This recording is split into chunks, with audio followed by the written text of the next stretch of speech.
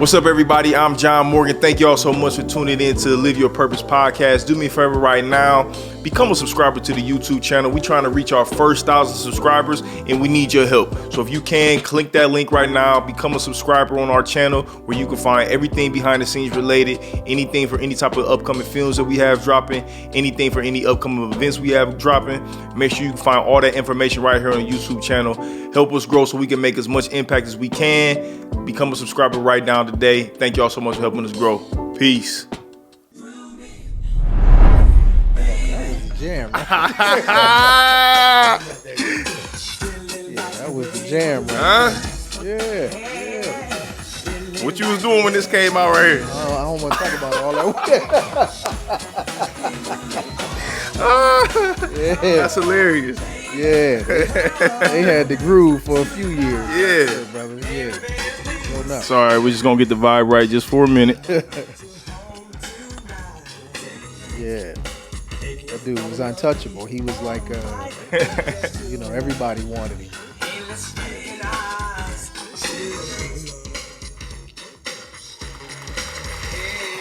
Welcome. We got a little live audience participation right here, you know. Huh? Yeah. Little live audience participation in the building. I need some assists over here. Mm-hmm.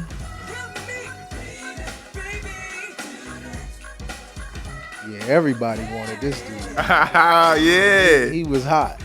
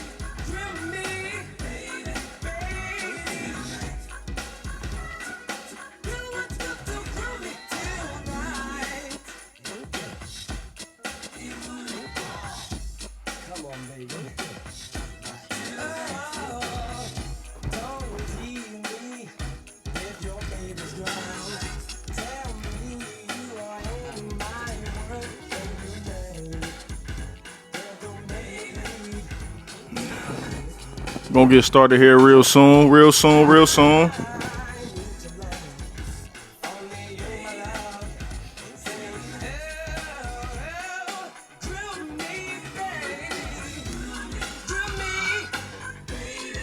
Now listen, I really am an R&B dude at heart, you know. A lot of 90s R&B, you know, that's what I really ride to. And I come to find out Ken, she liked to sing a lot, man. She was when we went to Charlotte. Yeah. Anything we played on the radio. Yeah, she knows it. Oh man. She was going. Let's see if she know this right here. Let's see if she know.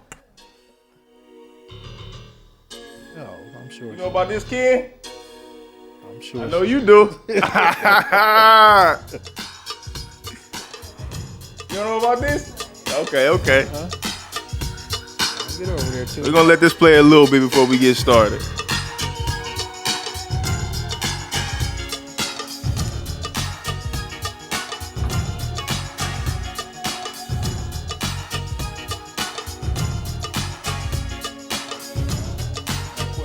What's the name of your company that you're gonna be representing in this presentation? Do you have a name? Oh man, so It's cool. yeah. I just didn't want to say nothing if it, you know. Yeah, not yet.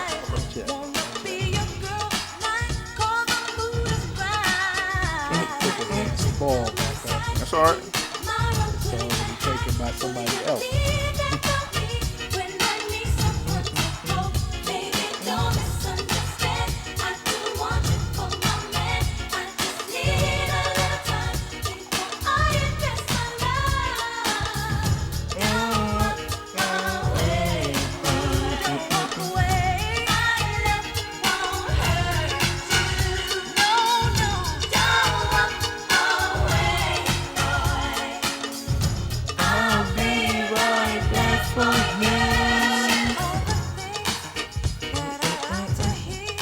All right. Round of applause for Jay. Round of applause again for Jay. Those who know a little bit. Welcome everybody to another episode of the Live Your Purpose podcast. I'm your host, John Morgan Jr. It feels so good to be here with y'all again today. If this is your first time checking into LYP, man, this is a space where we have really dope, authentic, and organic conversations. Really to be able to, talk about healing, mental health, but we also just want to talk to people about, their experiences. We want to give people the opportunity to be able to share their stories. Some people you have heard from and some people you have not.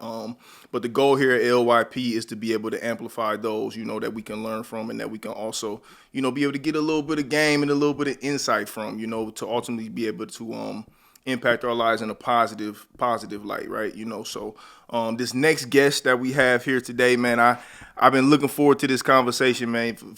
Those who know, man, y'all know that I'm always down to have good conversations, right? You know what I'm saying? Especially from people that I can learn from and people that, have a different frame of thought, you know what I'm saying? And just, who have experienced things that I have not, right? You know what I'm saying? It's always good to sit with people that you can learn from and hear experiences that, you may have not gone through, but you can always pull something from it, add it to the things that you may be, experiencing. So without further ado, man, we got the good brother Karl Majors here in the building, man. Karl is a father. He is an entrepreneur. Man, he's just an all around good dude, man. I'm interested to hear his story. I know a little bit, you know what I'm saying, but I'm interested to, really kind of, dive deep into it, you know what I'm saying, here on the pod. So without further ado, Karl, thanks for being here, bro. How you feeling? I'm feeling pretty good, man. Good, man. Good. First time that I've been on a podcast, That's all right. And haven't spoken like this in a while. Okay. So, we're gonna try to say something, man, to share some good news and some light, right? Yeah. Shed some things on. Yeah. For sure. So how does it feel? Your first time? You a little nervous, or you feeling good? How you feel the first time? Right in the middle, you Okay. should have a little bit of nerves, right? So That's true. true. I got a little bit of bubbles going Okay. on. All right. That's but not too bad. that's normal. That's Yeah, normal. yeah, I think you should have a little bit of that. Anytime you sitting down and doing something, especially when you got these cameras. You know what I'm saying? So it makes a little sense. So, but don't worry, I ain't gonna be too crazy. We ain't here to do nothing salacious or nothing like that, man. We really want to do stuff out of a place of healing, man. I know so you a good brother. Yeah, man. yeah, And for I sure. appreciate you having me. Absolutely. It's all good. Absolutely. So, man, I want to start at the very beginning, and I want to kind of just peel back the layers of your story and just hear more of your story. But I kind of want to go in kind of logical order a little bit. But let's start at the very, very beginning. I know you are from Youngstown. Let's start there. What your earliest memories about growing up in Youngstown? Just tell me, some things to kind of stand out for you. What was it like for you? Tell me a little bit about your family upbringing. Just tell me what it was like for little Karl.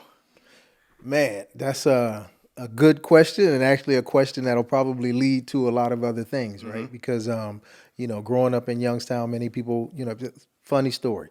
I was just at a national meeting out in Vegas 2 weeks ago, and I'm out in one of the little restaurant bars, man. I'm talking to a guy that actually lives in LA, right? And he was asking me, I told him I was, lives here in Akron now, and I was from Youngstown. He was like, right? And so I was like, yeah. He said, ooh. So, Yeah, a lot of people, if you know a little bit about Youngstown, Yeah, if you know, cringe, you know. Yeah. right? You know what I mean? And so, man, for me, it was, the uncomfortableness that I know now and the discomfort, and we were all in that together. So it felt like it was normal. Childhood was there were some family things and some tragedy going on, but I mean had good friends, younger life, man. You had to start back from the beginning. Whew. What stands out to you when you think and when you just kind of even reflect on your childhood? What stands out? What stands out, man, is my mom, my grandmother, right? The work ethic that they taught me. I reflect on that now when I look back, and that was a huge part of some of the success that I've had, right? My mom, one of her favorite things was always, don't follow the crowd. You might get lost. You know what I mean? Be a leader. Yeah, be a leader, right? Don't just kind of go with the flow with everybody. And that was one of the things that stuck with me, right? She was super independent. Could have been a statistic, right? Me, single mom, growing up, came from a household, man, where, there was a lot of drinking, there was abuse, physical abuse, what we now know is, mental and emotional abuse and all of that type of stuff. But we just knew, the physical at the time, right, from my dad. And, they split up when I was young. But my dad was still in the story till I was about 13 years old. We just lived in a different household. But yeah, man, I was the kid that tried to do something different. And thank God that somewhere along about the 10th grade is when I went home one day after school and told my mom, I said, hey, if I don't leave this school, I'm probably not. Right. And so that was, kind of the start of me seeing a different way of life and a different way of living, because she ended up enrolling me into Ursuline High School. Right. I went to Youngstown South for my freshman year and the first 3 weeks of sophomore year. Right. And, I kind of start feeling the pull of some things going the other way. And, literally, man, that was, again, that was my first real exposure on a regular basis of, seeing that things can be different. Yeah, I have a small sample size of experience in Youngstown. My ex-girlfriend I used to date way back in the day. She was originally from Youngstown. And she was biracial. And so when we would go up there to visit her family, it was all her white side. Both sides of her family was from Youngstown, her black and her white side, but we would kick it with mostly her white side most of the time. And this was the first time I had ever seen white people, but that was really hood. And I really got exposed to Youngstown for real. And when you don't know, you don't know. So I got exposed to Youngstown. I'm like, oh no, Youngstown is a real place. And that's when they kind of got me hip to the mob history, the industrial history of the city. It's really a rich history, when you really understand it, you know what I'm saying, from a macro level, right?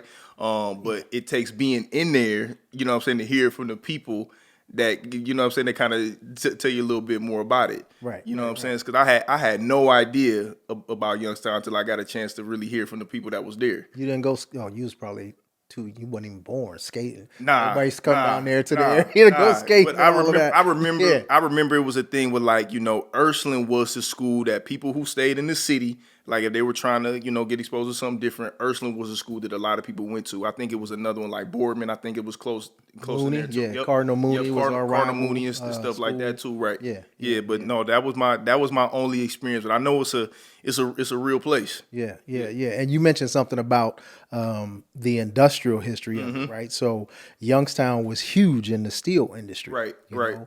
And when steel started to die off here in the United States, that place just went under, right? Yep. Particularly, you go out on the east side of Youngstown towards what's called Camel, Ohio, right? And man, there was just rows and rows of steel mills that were there that end up closing. Yeah. So when in the 70s, which was 70s and 80s was when I was growing up, man, all of that stuff just kind of went by the wayside. And most of those buildings were just steel behemoths that were just there and empty. Yeah. Right. And so economically, it, just kind of dried up and didn't make for the best economic position for a lot of people. Right. You worked at General Motors, or maybe you had a government job, something of that nature, right? My mom actually worked, she was an attendant for a dry cleaners, right? For 33 years, I think, something like that, right? So, and again, man, it was, it wasn't, my overall experience wasn't terrible, even in the midst of some tragedies and things that, went on in the family life, right? And like I said, man, John, a lot of just alcohol, right? Not too much drug use until, a little later on in life. But, so I guess I turned out all right. Was it directly in your household, or was it indirectly, just family in general? Oh, no. It was in the household. It was pretty much all of the folks around. Um, um, my entire, childhood, right? From, my mom, aunts, uncles, my dad, quick story, man, that when we were growing up, right? One of the guys named Dennis that lived up the street from me, he's like, man, I can't wait till I get my driver's license, right? So I can get a car from your dad. And I'm like, what? I'm like, what are you talking about, man? He's like, don't your dad sell cars? No, man, my dad didn't sell cars, but like every year, my dad had another car. Okay. Why? Because he was tipsy and would tear it up. Now, man, he would have them gold plates, right, or something like that. Oh yeah, the party plates. The party plates, right? Multiple DUIs. Yeah, he would have the party plates, right. Man. But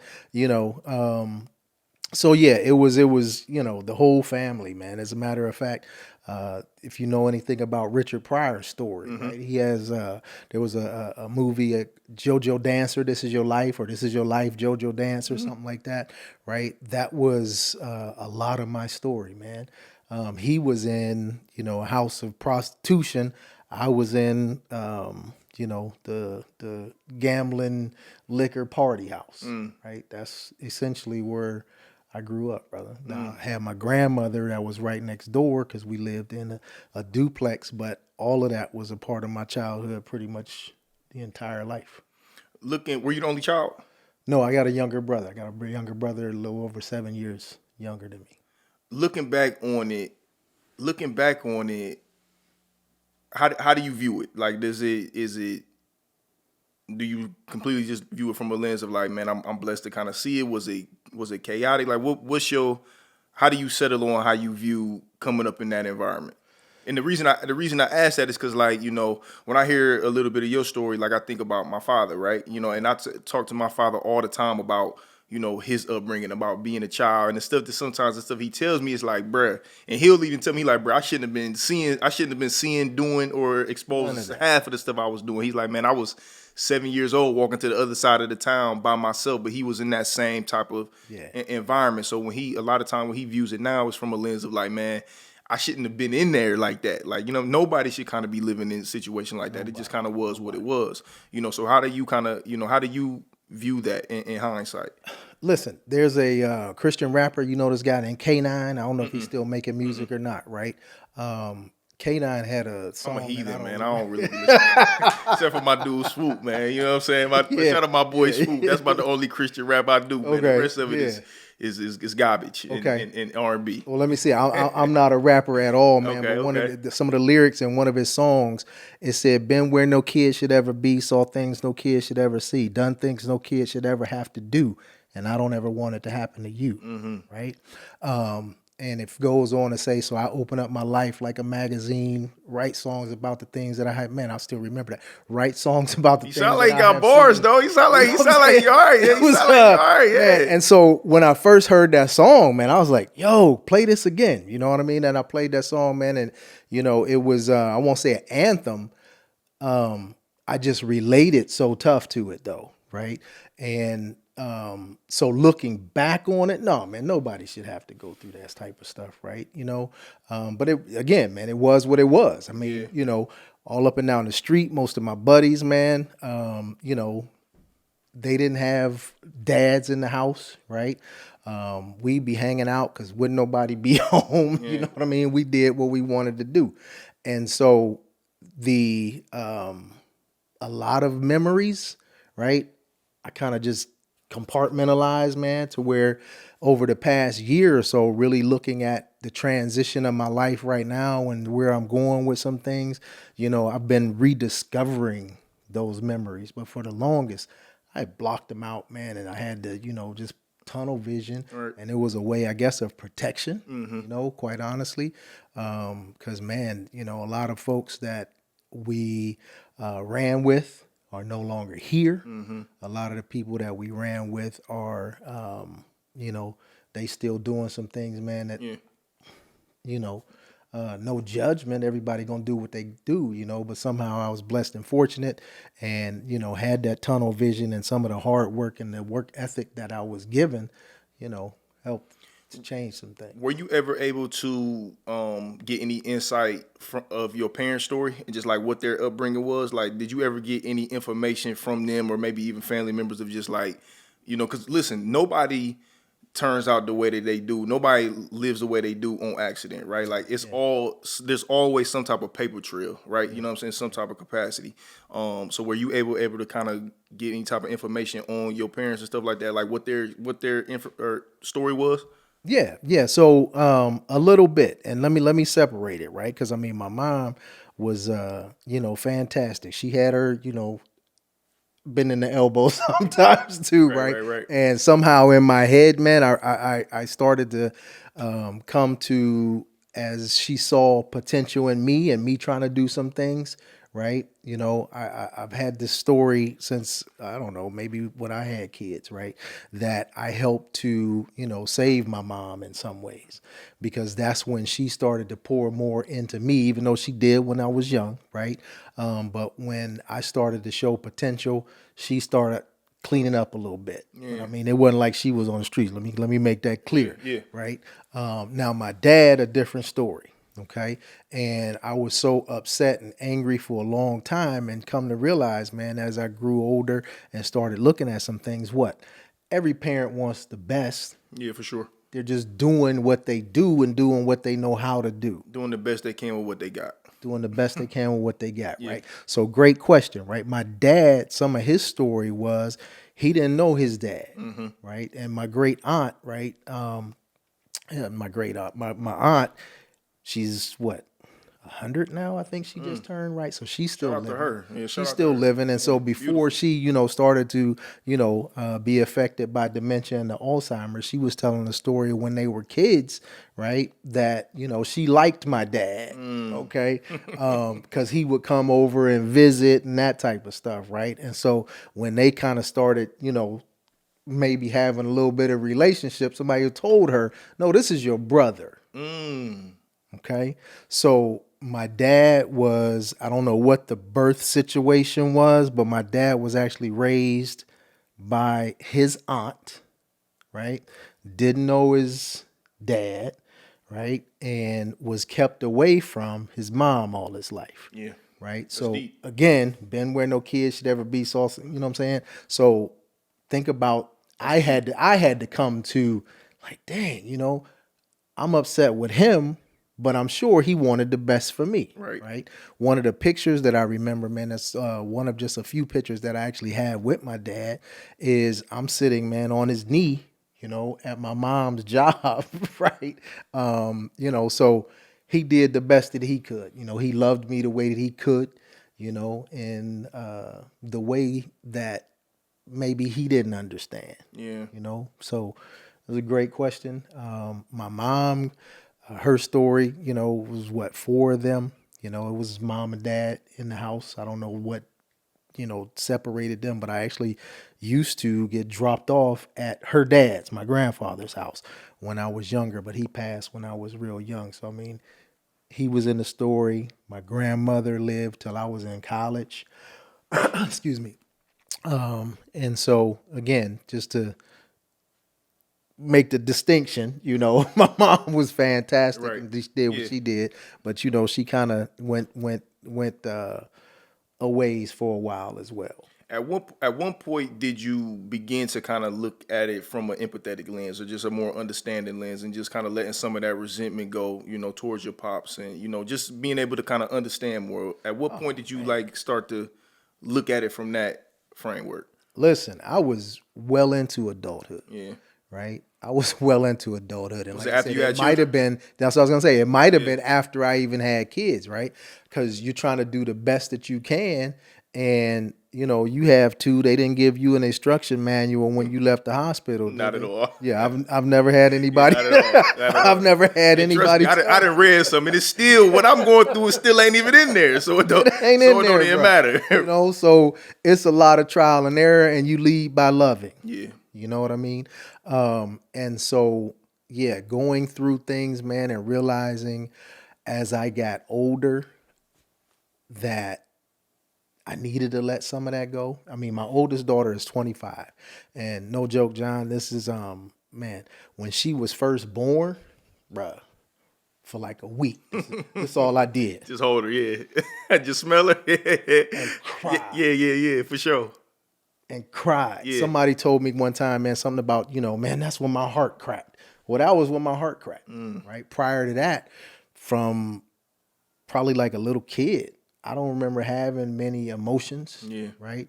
Definitely wasn't crying, Right. And so now, man, I'm kind of a bucket of water, right? You let them know go. What I'm saying? I let them go, man. I had to get in touch with them. Yeah. But yeah, they were, I don't know a specific time, but as I started working on me, and personal development and personal growth and different things of that nature, just more of the onion peel back, right? Where I started to, really dig in, man. So I'm sure it was a couple of books, some tapes and different things of that nature that talked about that resentment, that talked about some of the things that need to be let go in order that you can pick up a different way of thinking, a different way of feeling. Yeah.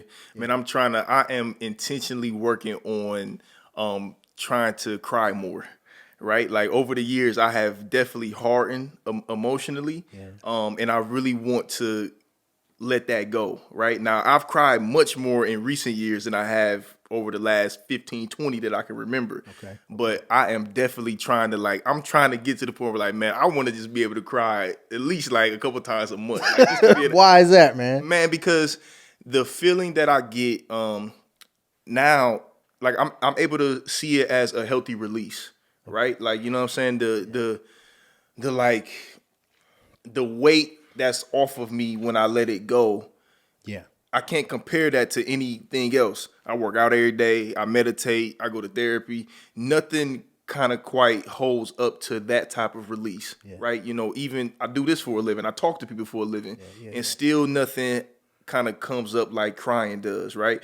But again, coming up the way that I did, you know what I'm saying? Being called a crybaby as a little kid, like that type of stuff hardens you, you know what I'm saying? To protect you, make you want to survive and stuff like that, to where mentally I was like, no, I'm not gonna let that get me taken advantage of any type of way, right? So I hardened that. But later in life I've been able to understand, wait a minute, if I'm hardening here, then I'm closing up over here. You know what I'm saying? So I want to be able to open myself up to that, that healthy release. And I want to be able to open myself up to a human experience. Like it's part of being a human, right? You know what I'm saying? I don't want to close myself off to that. You know what I'm saying? So I'm actively working on trying to when I feel the emotions coming up, when I feel the tears, I'm working on just letting them flow. Don't suppress them, man. Yeah. I'm working on it, man. Hey, I'm really working on it. Cathartic, man. I'm speaking into existence because I want to get better at just allowing myself to get there. For sure. I definitely do. Yeah, it's definitely cathartic, right? And a lot of times now,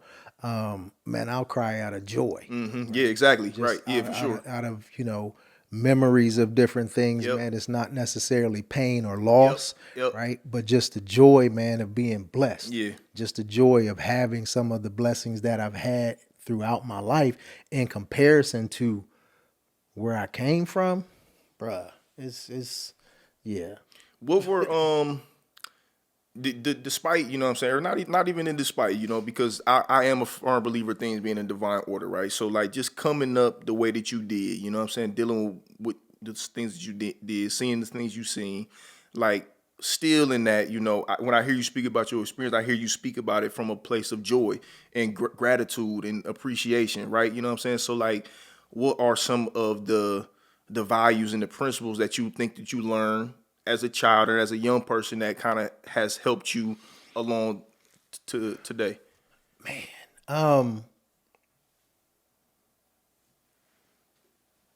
gratitude. I heard you say gratitude, right? Gratitude is one that I picked that up also as an adult, right?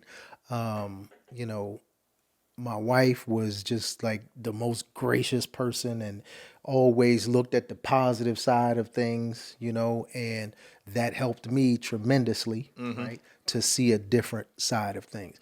The one thing, as I mentioned earlier, that I definitely was given was just a work ethic, a work ethic, man. Don't stop. And so one of the challenges where I am right now in transition of almost being an empty nester, is do I just kind of want to sit back and relax? You know what I mean? Which is, I've been kicking it and traveling and having a good time for the past 2 years. And now I'm looking for that new journey. Yeah. The work ethic was one. Being good to people was another, because again, I told you my grandmother was right on the other side of the duplex, right? And her house was the family gathering place, right? The matriarch. She didn't go for a lot of the nonsense that was going on. Literally, run down the steps, run up the steps over to the next house, right? You know what I'm for saying? sure. Yeah, 100%. Yeah, 100%. She didn't go for that, right? But people, back then, my uncle had a farm. He would be coming over and bringing vegetables, the meat, right? Because he had cows, chickens, and pigs at one point. And so hard work, treating people good, right? That's what stands out to me right now. We weren't an overly religious family. My mom went to church. She sang in the choir at one point, but she went to a church literally across the town, right? I stayed on the south side of Youngstown. She went to a church over on the north side. But when we were younger, she always made sure that we walked just right up the street to fellowship. That was literally a block up the street. She had us going up there for Sunday school and vacation Bible school throughout the summer. But there was a point, man, I know I wasn't in my teens. I was probably about 9, 10 years old, where it was like, I don't want to do this no more. And, she allowed the freedom to do that. She allowed us to make our choices. And I hope that some of that was intentional to help us grow up. I'm a parent like that now. I'm not one of these helicopter parents. You give some guidance, but then you let them go. So release. I had my scrapes and so forth, in doing that. But yeah, man, the work ethic and just being a nice person, I think, were the foundational pieces. Yeah. Dope. How'd you end up in Akron? Like, how did going to Ursuline ultimately lead you to Akron? Was it sports? Like, how did you even find out about Akron? How did you come down this way? It wasn't sports, man. I'm an average athlete on a good day. Okay, all right, okay, respect it. All right, let me chill out on the stereotypes. Let me chill. Yeah. Right now, for sure. I'm an average athlete on a good day. Okay. I did play football. Okay. Right, I played tight end and defensive end. Okay. But yeah, I wasn't in the papers or anything of that nature. I respect it. I respect it. There's a lot of people going around here lying about their high school careers and stuff. So I respect it. I respect it for sure. Yeah, I respect it. Like I said, I played, football, but I didn't play, man. It was in relation to, I wanted to, right? But I, had an injury when I was younger, man, and they advised not to. As a matter of fact, my mom never went to any of my football games, junior or senior year, right? Because she didn't want me to play. She didn't want you to play, which I guess for good reason. But, the more brain than brawn is what I jokingly tell people. I had a couple looks from some smaller schools because I was, big and strong and fast, but yeah, it wasn't my stats. Okay. It wasn't my stats. So how did I get to Ursuline? Like I said, man, the couple older cousins, right? I call them my cousin sisters because, again, we grew up basically in the same house right there in that duplex. Okay. Right? One was a couple years older than me. The other one was 6 years older than me. So she had graduated, right? But we in high school, and, that's when, again, sophomore year, I, start trying to hang out with some of the older, guys at the school a little bit.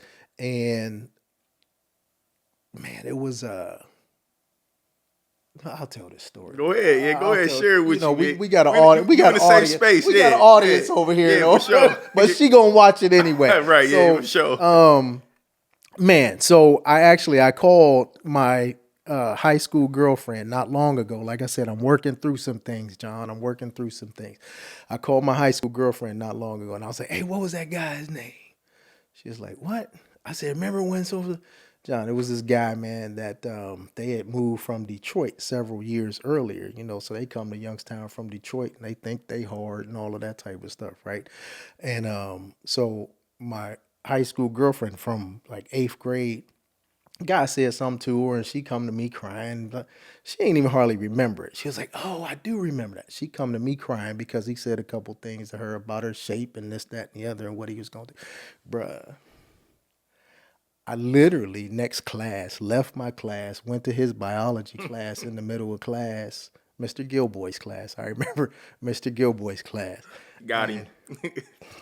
Got him. You know what I'm saying? And so again, man, right? People look at me now, and they like, but man, grew up with a lot of anger, as I said, man, and just a disconnect.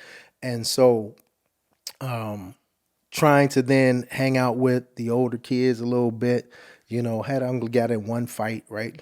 Check this. Here's another one, right? We was again smart kid, right? In good programs. There's a program through Neo UCOM, right, which is now NeoMed, right, called 9x9. Me and a couple other guys, we in this 9x9 program, and we get dropped off. We go to NeoMed from Youngstown. That's in Rootstown, which is about 45 minutes away from here. And so we get dropped off after the program, right? We freshmen, we supposed to eat inside in the cafeteria. But we go to the little Sammy Quick Stop, right? The little corner store, and we eating and so forth. And this guy his name was Tuffy, right? Him and his other buddy, man, what y'all doing out here? Y'all are supposed to be in school eating, freshmen, blah. Man, dude, I'm eating my hot Snyder's potato chips. And literally, I wasn't expecting it coming. Wow. He got me, right? But he didn't. Yeah, he ain't dropping you. But he didn't. Right. So we tough it up a little bit, slammy. Man, I had on this white shirt that I ripped my shirt, man, and I thought my mom was going to kill me. It literally took a guy driving up the street, an older gentleman driving up the street to get me off that dude, right? So I go home, because when I slammed him, I'm all bloody on my elbow and so forth, man. The next day I come to school and people high-fiving me. Man, you whooped up here. Yeah. You know what I'm saying? You lumped him up. Right. Bruh, I'm feeling back. Again, I was taught to be nice. Right. I'm a big dude. I don't usually get challenged. Right. Right. Been in some scuffs and all of that type of stuff. But that wasn't my personality overall. Right. So then I go back to school the next day and I'm getting high-fived and congratulations for whooping somebody's tail. And you didn't even want it. I didn't even want it, man. Right. We coming from, our academic program. I'm just out there eating lunch. Right. And so with that and trying to hang with the older kids and seeing that I was going, it was calling me, so to speak. You know what I'm saying? I'm like, okay, I'm getting a little accolades. So that's when I went home. I said, "Mom, this is a long story, bro. I apologize." No, you good. I said, "Mom, if I don't," it was literally 3 weeks in. I said, "If I don't leave this school, I'm probably not." I remember that. That was almost word for word. And like a few days later, she had me over at Ursuline interviewing. To this day, I don't know how it happened, how she paid for it, because again, she was an attendant at a dry cleaners, and that Ursuline was not, and still is not, a inexpensive, Catholic school. We weren't in the parish. We ain't Catholic, right? We're Baptist. And, but yeah, I got in and, man, I seen some things different, right? I seen some things different. And so that's how I ended up over there trying not to see and trying not to be some of the things that I was seeing. Yeah. So from there, being at Ursuline, you was exposed to stuff that then led you to Akron. How'd you end up coming to Akron though? Sorry. Yeah. So 3 weeks into school at Ursuline, right? There was a physics test, I think it was, maybe a chemistry test. I remember the teacher, her name was Miss Beck, right? She was an engineer that had some kids, and so she decided she didn't want to do the career thing, so, she doesn't have to have a certain certifications to teach at the parochial school. So, man, I aced that test. Again, right? Smarter than the average bear, right? Worked hard. Aced the test 3 weeks in. She's like, well, how you do that? So I wanted to be a doctor from the time I grew up. she convinced me to be an engineer. She's like, holy moly, engineering, so forth. If you look at my high school yearbook, man, it says biomedical engineering, right? Is what my yearbook says I wanted to do. But Akron U, pretty, well-renowned engineering program, right? So she convinces me to be an engineer. I'm like, okay, Akron U. It literally was the only school that I applied for. Wow. Right? Didn't have much guidance, about schools and all of that, man. So I applied to Akron U, end up here at Akron U in their engineering program. Now, I didn't graduate in engineering. I graduated as a nurse, right? Because I took a pivot, but that's how the whole going to Ursuline, changing what I wanted to do, right? Listening to somebody else and ending up at the University of Akron. And it's been, I haven't left, right? Been here ever since. Yeah, I met my wife there, man. We put, stake in the ground. Planted the flag. Yeah. So, all right. So, talk to me about being 20-year-old Karl. Yeah. In your early 20s, an hour away from your hometown. Yeah. Was you living on campus? Yeah. Living on campus, and you meet your lady, soon to be your wife, later down the line. Mm-hmm. Take me back to that time. Like, what was it like when the first time you met her? Like, what was it like, being young in that time? Living away from home for the first time, being on campus. What year? This is early 90s? Nah, I graduated high school in 86. You graduated high school in 86, so this is the late 80s. Yeah. So, give me paint the picture for me, what it was like. Yeah, so freshman year, right? You just up here, man. And again, I hadn't been from home, but a couple, again, the 9x9 program. There was a program called Inroads. So I had a couple built-in friends when I first came up here. One of my good friends still today, a guy named Cedric, right? We still real cool. He's actually my oldest daughter's godfather. So I had a couple built-in friends, but we came here, man, and it was college. You know what I'm saying? Say less. The college experience. We had a good time. But we took things seriously, right? We took things seriously. There were a couple people that didn't, that literally was after the first semester ain't come back. That was you, bro. That was me. Matter of fact, I kicked it the first semester. I got the warning letter, bro. If you don't get this right, we're gonna kick you out. Ripped it up, threw it away. The second semester, all right, we told you first time. Now we got to kick you out. So that first year of college. Didn't go so well. Nah. But in hindsight, it was worth it. I needed that because I was definitely not doing what I was supposed to do. So it worked out. Interestingly enough, man, my third year when I decided engineering wasn't for me, right? I got one of those invitations to pursue other opportunities as well. Yeah, they always present it to you. It was real nice. Yeah. It wasn't like you fail and get out. It was, we got some other options for you to explore. Everybody, right? We invite you to pursue other opportunities. For sure. So I got one of those letters as well. But yeah, man, freshman year, man, we had a real good time. I was hanging out with guys, man. My sophomore year, I actually I pledged in '88. Yeah. So my sophomore year, I pledged Alpha Phi Alpha, right? And that opened up, yet a whole nother aspect of college, right? From parties to women to all kind of stuff. But man, I was there for school, right? Because a lot of the stuff that took them people away from school after first semester, I was doing from the time I was like literally 11, 12 years old. Right. It wasn't new to you. So it wasn't new to me. Right. I wasn't overly impressed with, all of that type of stuff. The freedom, right? And that was very good. And then, man, no joke, it was what, maybe May or something like that of '88. I saw Kendra, my wife, and I was like, yo, who is that? And yeah, I'm kind of the, like I said, I'm the bruh, but the academic, bruh.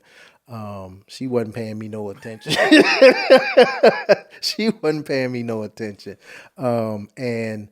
Man, then at a party that we had, I got on my gear now, I'm all G'd up, and that picture is still at the house.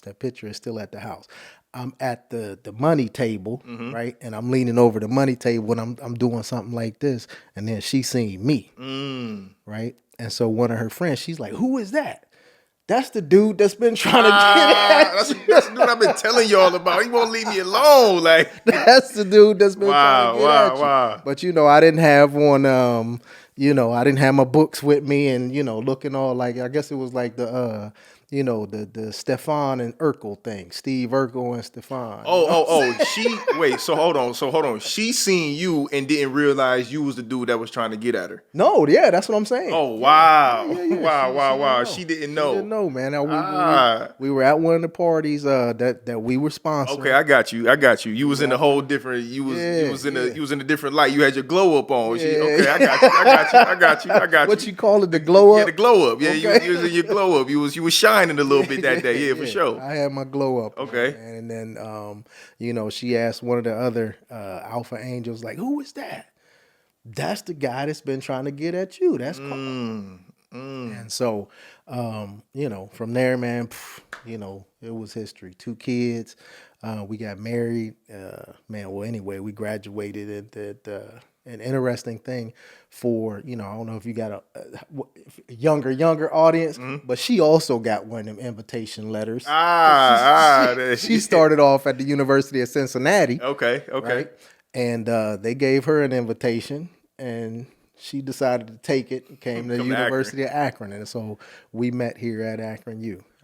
Yeah. What do you remember about her back then? Like, what stood out to you besides, the physical, besides what she looked like? What do you remember about, her energy and just her spirit? Like, what stood out to you about her?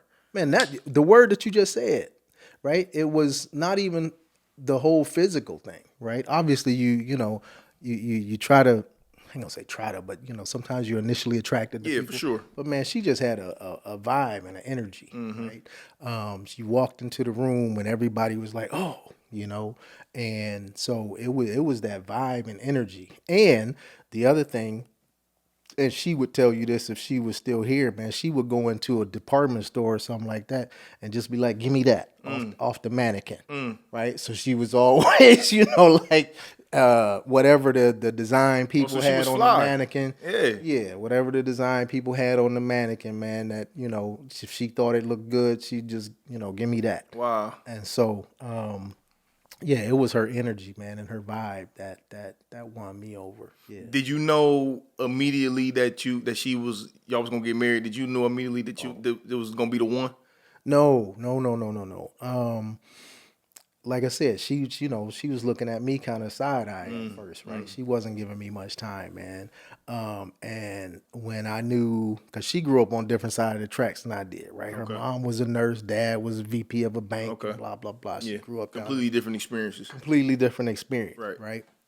And so, after we started talking and all of that, wasn't even really like dating, but, kind of our first Christmas together, right? Man, she went bananas on the gifts and all this stuff, man. Yeah. Dang, showed you up, yeah. It was something, man, that I wasn't used to. Wasn't used to, right? I hadn't expected, I didn't experience any of that type of stuff. So that right there, in addition to the vibe and her family life, was different. When she came here to Akron from Cincinnati, she moved in with her sister, and her sister was married, kid, in a suburb out in Copley, right? And again, man, it was something that I didn't experience much of and wasn't used to at all. So, man, I was like, oh, okay. So did I know we were getting married at that time? Nah, but I knew that I better hold on. So somebody asked me the question recently, right? They asked me, where did I learn how to be in relationship at, right? And what I told them was, I was like, truthfully, like I had to learn a lot of that stuff on the fly, and granted, I think that my wife has helped me, learn freely, right? Like, you know what I'm saying, without judgment a lot of time. But I think the other thing that also helped me has been I just try to do what in my heart what I wanted to do, right? And what I mean by that is that like I didn't see the relationships modeled in a way that I wanted to live them. I just knew that I wanted to create what I felt to be true in myself, right? Yeah. So where'd you learn, you know what I'm saying, how to kind of be in a relationship at? Did she kind of help you in that way? Like how did you kind of learn to, you know, be in a relationship that ultimately led y'all to, you know, marriage and have children and stuff like that, coming from, you know, the life that you had previously? I am 100% in alignment with what you just said. Yeah, I didn't see, man, there was, man, nobody comes to mind. I'm probably seeing somebody, but nobody immediately comes to mind that was an example for me, right? What you just said. So how did I learn to be in a relationship? By being in a relationship. Yeah. Again, you know, in my heart, I think I'm a pretty good dude, you know. And so I tried to do right, you know, and treated her in a way that let her know that I cared for her. Yeah. Now, we dated for a long time, though, because right? Again, growing up, man, the way that I grew up and, you know, come out of school with, you know, pretty good job. I got a little money in my pocket and I just didn't want to get married. The same old crackers thing, you know what I mean? Had that ridiculous guy mentality. Didn't know now. You was trying didn't to know live. Then. Yeah, didn't know then how much it would shape me and mold me to be a better person. Yeah, for sure. You know what I mean? I'm trying to whatever, you know? And so we dated, man, for, like I said, 7 years. Wow. Before I decided, okay, this is it. And how did I decide? She gave me a little nudge when she went out with somebody else. It usually come back to either the ultimatum, like, bro, either we gonna do this or what, or it's or let me give you some help. Let me give you a little incentive so you can see. It's usually one of the two. That was it. She gave me a little nudge when she went out with somebody else. And so, yeah, the learning of how to be in a relationship was just on the fly. Yeah. And then, like I said, when we had our first daughter, that's when my heart cracked. And man, any of the three women around me, man, the younger one, the older one, and then they mama, they could have got anything out of me. that led easy. To easy, man. You know, that also led to some issues financially, you know, before the girls were even born. And you know, I could talk about that a little bit. I wanted to buy a property, you know, a duplex, a fourplex, or something of that nature, right? You read about these things and hear about these things, and she knew this house because Dr. Goggins, right? Anybody from Akron will know. Dr. Goggins was, you know, very influential in a lot of people getting their advanced degrees, and so he lived on Dorchester. And so she always wanted to live on Dorchester because he would have students at their house, right? And I'm like, what is, you know, so we go and we'd riding up and down the street. Now, this is a college professor, had been there for years. There was engineers, lawyers, and completely different tax bracket than what you was in at the time. Yeah. I'm in my late 20s, right. Man, and so, sure. You know, but I'm trying to appease and please and do for my wife. And so, man, we bought way too much house, our first house, and was house poor, which I don't recommend anybody to do that. House poor is a mess. Right. Yeah, so that led to, again, more personal development stuff that I mentioned earlier in regards to learning how to be a better person, right? The financial world that I got into when we were literally in really, really dire straits at one point, because once I realized and kind of got her to realize we house poor. We can't do a doggone thing. You can't move. I had a good job. I had moved from nursing at that time to the sales world. And so we had cash flow, but we were going under. Right. Month to month, we going under. We playing the, you know, who gonna get paid this month type of game. Yeah. Had cash flow to stay afloat. Right. But slowly going under, and end up getting a bridge loan to buy another house to hopefully sell the house that we shouldn't have bought in the first place, and it didn't sell. It didn't sell. So you talk about the provision of, God, spirit, whatever you call it. We went from, Lord, how we gonna pay for this one house to paying for two. Now you got two mortgages. Two, bro. Now that created major problems where, no joke, I remember looking for money in the couches, looking for money in the car, going through old pants, just trying to find some money to have something. And through that, then my brother-in-law comes to me. He's like, man, there's this guy, Dave Ramsey, if you're familiar with Dave Ramsey. And so we started on the Dave Ramsey program. I ended up teaching Dave Ramsey at the church for 3 years, helping 36 people, 36 families get debt free before I pivoted and started my own thing. And through that journey, personal development, personal growth, and just trying to be better, emerged from that tragedy. How old were you when you had first kid? 32. Yeah. 33 actually. 33. What do you remember about that? Like, what do you spoke a little bit earlier about, when you first had her, you just remember just holding and just, crying. But what else do you remember kind of just about what that experience was like? Being a daddy for the first time. Right. Being scared, man. Yeah. We had her when we were still in the first house. And again, cash flow at that time, it didn't really get bad until we had the two mortgages. I just seen that we should be doing better. Right. And so I was afraid. And the planning that people try to say, okay, we're going to have a kid. If you do family plan, we're going to have a kid, then we're going to space it out maybe 3 years from a financial standpoint.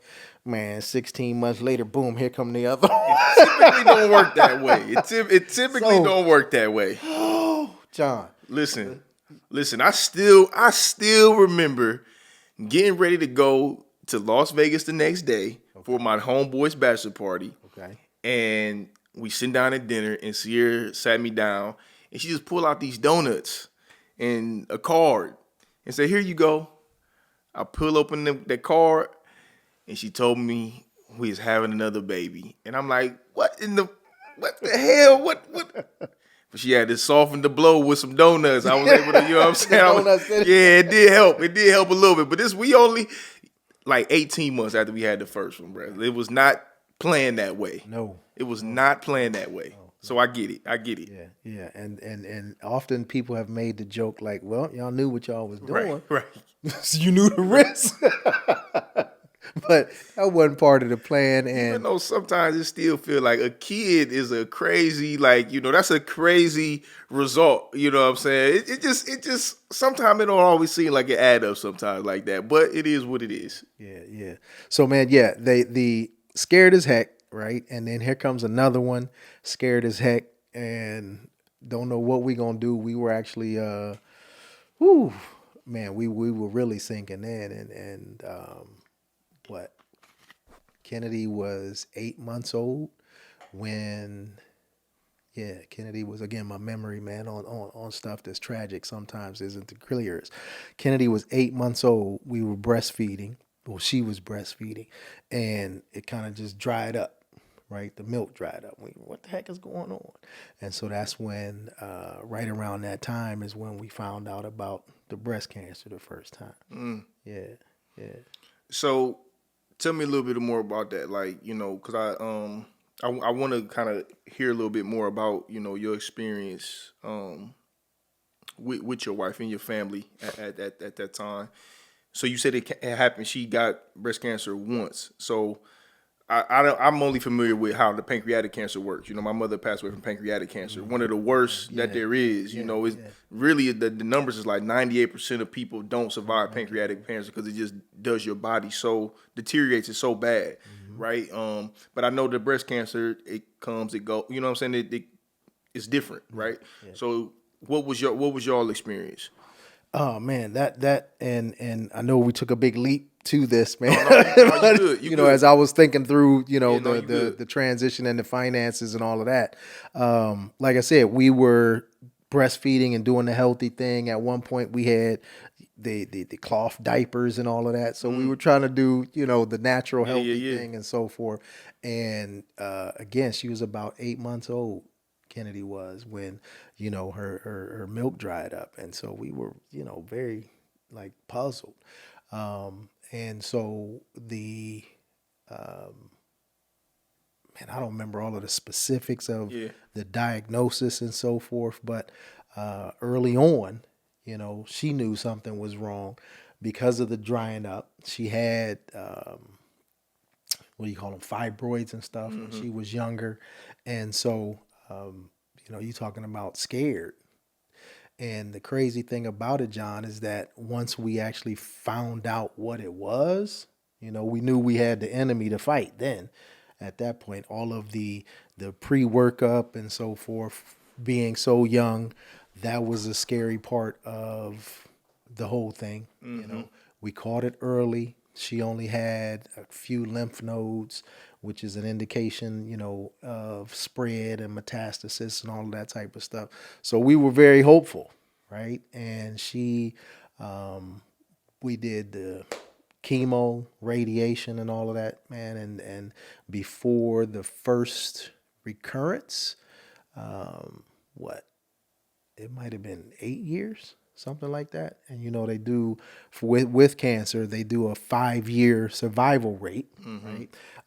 To determine, hey, if you've made it past 5 years without a recurrence and you haven't, you know, you still here, then your survival rate is X number of percent, Yeah. right? To live quote unquote a normal, healthy life. And so I believe it was 8 years before Wow. the recurrence happened.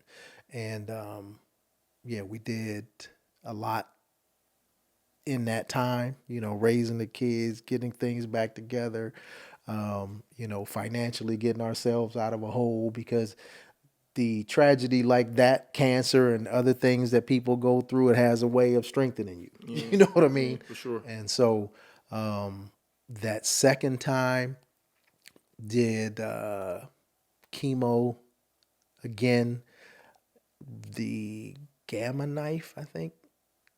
Um, That was what time? Was that the first time?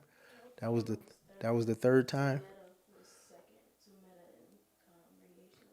Okay, yeah. So So what is that? What y'all saying? so the over a lifetime, right? You should only have so much of chemo in your body because chemo is literally a poison. That's why people Yeah. lose their hair, Yeah. right? You know, Yeah. I don't know if your mom got a She chance did. to do She that or did. whatever, She did. but I remember sitting in those rooms with chemo, and it's like you see all those people lined up doing yeah, chemo. It's crazy. I don't advise anybody to like. yeah, It's it's something heartbreaking for else. real. It's Yeah. very heartbreaking, Yeah. right? The blessing, though, the good thing is that you know the survival rates of a lot of cancers now, man, is so much better. But you know, she had maxed out on the chemo, and so we did estrogen suppression. She was already on that from the first time, and what else? Radiation again. Um, the gamma knife was what, the third time? Yeah. The gamma knife was the third time, right? It came back in the brain. So it started in the breast, right? When we was very young, right? It went from the breast, it came back, like I said, 8 years later. And then the next time it came back was only what, 2 years after that, I believe, something like that, right? Look, your memory is like mine. It was more than that. Because I was in third and fourth grade the second time, and then the like third and final time was seventh and eighth grade. Okay, so about four, maybe 5 years yeah. was the third time that, it came back then, and as she used to tell people, right? Because that was part of the test that became testimony. We would do speaking and so forth. Again, I was doing personal development and financial coaching and speaking, and she was talking about health and cancer, and also using her test to be the testimony to teach people, and so. She called it the triple B cancer, right? Yeah. Breast, bone, and brain, Yeah. right? And man, it was this crazy mask that she kept. That they made this mask that with for the actual radiation, the gamma knife is called, to be targeted, in the specific place. But you know, to wrap this story up, the what she passed almost 10 years away now. It was April 15th. Yeah. The date is Of coming up. 2000. One of the days coming up, man. And quick little funny about that wasn't so funny. Man, about 4 years after that, I was like, man, it's April 15th. April 15th is what? Here in the United States. Tax day. Oh my God. Bruh. I was like, it's April 15th, man. I guess I ought to file my taxes. It's April 15th, yeah. I hadn't filed taxes in 4 years. Wow. It was just, again, one of those things that, Wow. call it safety, call it what, I don't know, man. But I hadn't filed taxes in 4 years, and that didn't, it turned out okay. But I owed a lot of. Yeah. Yeah. Yeah. Yeah, that's that's tough. 2 babies. 2 babies, man. They were How long had early teens. How long had y'all been married before? When she 19 passed? years. Y'all had been married for 19 years. Yeah, we got married in 97. Yeah, we got married in 97. Yeah. So how were you? How was that? When she ultimately did pass on April 15th. Like, how was that? For you. I just talk a little bit about that experience, and just being a man with 2 children. Your wife of almost 20 years passed away. Yeah. This your girl. You was with her when you was a young man. Yeah. Just talk a little bit about what type of blow that is. Well, let me be candid, man. The blow happened months before that. Yeah, right? when you knew. Yeah, the blow happened No, because when we knew, it was let's go fight, right? And she had this feeling that she knew it was the end, right? And that created in me just anxiety, angst, anger at one point, didn't want to give up. And yet she, again, the spirit that she had, she was one that said, look, I'm going to live and show people how to live and show people how to die. That's good. And I'm like, I didn't see that then, though, bro. Who am I married to right now? That's I didn't see that then. Married to an angel, man. Like I said, it was, man, it was just angst, anxiety, and like I said, anger at one point. And so I don't know what in the time frame of when it happened, but it was months before that her birthday was in February. Again, she passed in April. So we had a big old party, for her last party, man. And I just remember having conflicting feelings, right? Knowing that this is going to be her last party, and we partying. So that was tough to get over. That was tough to get through. But I did. And, man, I'm not sure how, we've never even talked about this, but I'm not sure how the girls felt about it.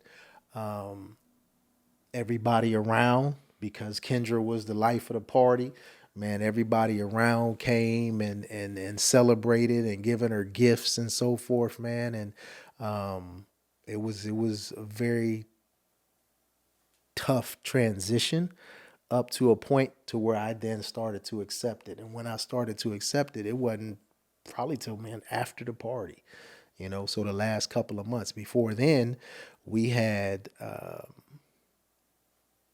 home health coming in, right? A lady through our church. She was a family member of the church that, because insurance don't pay for that unless you know, like way gone. So, Yeah. you know, I'm paying somebody to come sit with her. We had a lot of friends and family support of people that would come by and sit with her. And so I guess as I'm thinking it through, it was almost in three phases for me. The first phase was, all right, we're gonna get through this, right? And we fighting. Then the second phase, when, you know, I started to realize that she's right, you know, let me show people how to die. But on the outside, you know, I wasn't feeling that. Right. That wasn't what I was feeling. Right. And then, like I said, the last, you know, few months, I was like, okay, cool, let's go, you know. And so my feelings and my thoughts, man, were like I said, in them three phases, kind of all over the place, right? It was what? It brought out a lot in me that I didn't even know I had. From a strength standpoint, it brought out the what? Empathy, right? Feelings of how to love somebody that's dying, right? Because again, my emotions were all over the place, man, from, you know, wanting to fight to, okay, you got to accept this.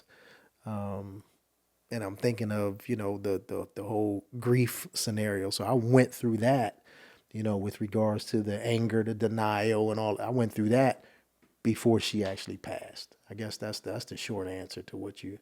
So when it came to, quote unquote, the end, that was sad and it hurt, but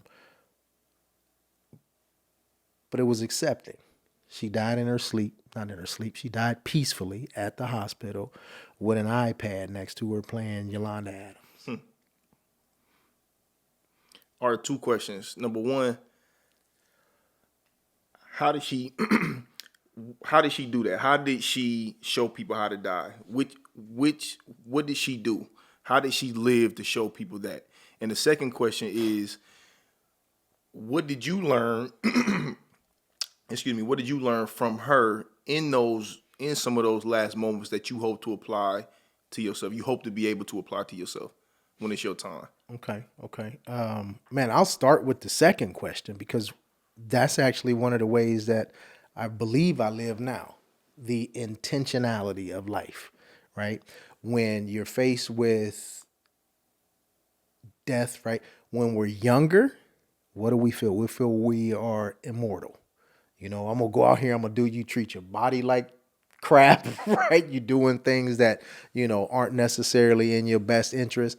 But when that mortality hits you and we only in our 40s, bruh, you like, you know, you start to look at things differently. So through that lens, through her showing people how to die, through her making sure that every moment, especially in that last year, was used to the fullest. Again, man, bigger than life personality, big giving heart.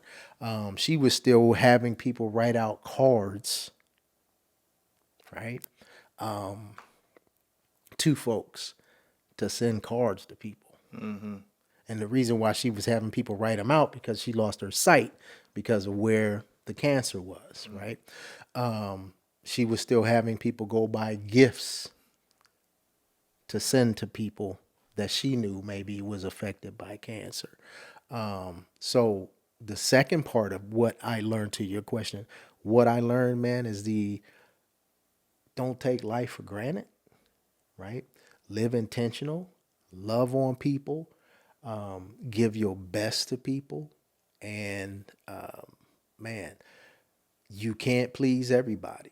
Again, with the spirit that she had, just, you know, part of who she was. Know was not really in her vocabulary until after the second round of things. And so she came up with a nice way of saying no to people, where she would say, no, that's not working for me right now. Yeah. No, Yeah. that's not working. That's good. I like that. I like that. I like that. I like that. No, I might have to apply that. No, that's I not like working that. for me. Yeah, that's nice. I like that. If anything changes, I'll let you know. Mm. And guess what, man? No joke. I don't remember who it was, but in one of these personal development, classes, videos, or whatever, somebody taught that almost exact phrase. Wow. Right. And so did she read it somewhere or did she just pick up? I don't know. The other thing, like I said, intentionality, making sure that you taking care of your time. And so with that, she used to talk about her energy bubble, right? Like the video game concept of, when your time runs out, if you haven't gotten any extra lives to get you more juice in the energy bubble, your light goes out. And so she, again, started with the no, that's not working for me right now because you can't please everybody. And then making sure that she spent time where she felt time was most valuably used, right? And that was with people that she loved and cared about and doing the things that she loved and cared for. How did you? How was your grief at that time? Did you feel like there is no technically a right or wrong way per se. It's just, and we just never know how we're gonna respond to these things. But like, because I would imagine some of it is like, as a father and as a man, it's like, all right, I have two children that I have to take care of. Like I have to be able to go on and make sure that they are straight. Right. I got to take care of business. I gotta hold it down. Right. But that is not that right there is one side of it. But there's this whole other side of the mental and emotional side that don't have nothing to do with that over there. Yeah. You know what I'm saying? So how did you respond? Like, what do you remember about how you handled that, and especially in those early moments, right? Like, how did you how did you respond? And how did you deal, with her passing and transition early on? Yeah. So I did go to counseling. Okay, good. Right. The group counseling was an individual thing, but I did go to group counseling. And that was on your own merit, or did somebody? Good for you. It was through Stewart's Caring Place, right? Yeah. And they have so many services up there, so I took advantage of those. A couple of things that they did, but the counseling was one that I stayed plugged into for a while. Honestly, John, the grieving process with two kids and trying to do things, I'm not sure that I really grieved until over the past couple years, right? And that, again, is part of where I'm transitioning now, because my focus became, I got to get these girls across the finish line. Right. I have to do what I got to do in order to make sure that the goals that she and I set out for them are accomplished. And now that those things have been done, they're doing good. I think they're happy, right? And so no, you got real good daughters, man. I tell them all the time, like, y'all got a good dad, man. Y'all turned out on point. You know what I'm saying? So you did a good job, man. I appreciate that very much. I appreciate that. And so it was the foundation, that we established, because again, I didn't see many examples of that. My father-in-law was fantastic. My brother-in-law, same thing, man. And so I did, funny story, bro. You asked me, I'll come back, but you asked me about the early on and with the kids and so forth. And I told you I was scared. So somehow I had the wherewithal, similar to, Ma, if I don't leave this school, I'm probably not, where I believe they were probably 5 and 6 years old. I invited a group of men to my house and we sat in my living room, and man, I literally said, yo, I don't know what I'm doing. I don't know what I'm doing. Can y'all help me? Right? One of them was at the time my financial advisor. One of them was a pastor. A couple of them was good buddies of mine, guy that I worked with. And yeah, I don't know what I'm doing, right? And so the relationships that I still have with those guys that are still with us, because a couple of them have passed on, are still pretty good and strong relationships. So back to the grief. It's been the past couple of years, right? And one of the books that I recently read just last year, The Grief Oh Recovery yeah, Method, yeah, right? Which was just a fantastic book. And yeah, it helped to actually bring back to life some of the memories that I had suppressed, because that grief, as it's explained in that book, is that grief is the loss or the warning of anything that you wanted more, different, better, where everybody typically talks about grief as just death. yeah, yeah. But man, you grieve any type of Yep, loss, whether you had it yep. or you had it and you wanted it different, you had it and you wanted it more. And so that opened me up to a lot of the things that, man, I didn't even realize was going on. And I'm still figuring out, right? Some people take that concept of you didn't realize it. Well, I didn't know what it was, but I always knew something, just like I was, hey, I got to get out of here. I knew that this isn't what I want. So I wasn't sure of what it was that didn't allow me to connect and open up and different things of that nature. And as I'm discovering, it's definitely part of childhood and now the grief process of working through the success that I've had, the success of my children, and not having the person with me that helped to get that ball rolling.